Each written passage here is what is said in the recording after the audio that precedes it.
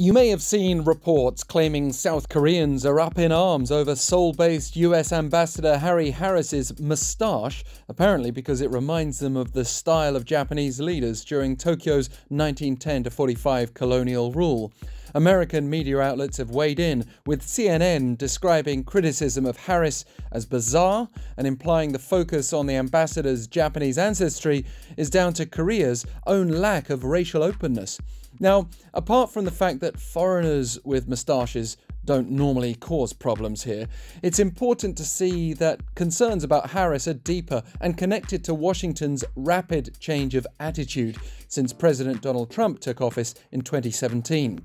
Since then, we've seen the US take a much tougher stance on issues like how much South Korea should be paying for stationing American troops, and refused to sympathize when South Korea was hit by Japanese trade restrictions last year, against the background of still raw colonial-era wounds.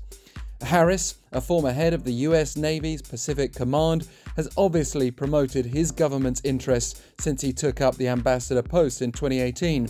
Critics say, however, that he's meddled in Seoul's affairs by, for example, telling reporters recently that South Korea should consult with the US before resuming exchanges with North Korea and possibly triggering sanctions, to which Seoul's presidential office responded with regret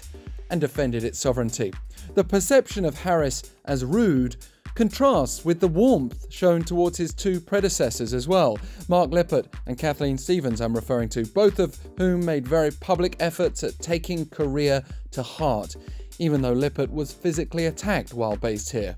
It was never going to be easy for Harris serving under Trump, but perhaps it would have been easier had he continued the personal efforts of those two who came before him.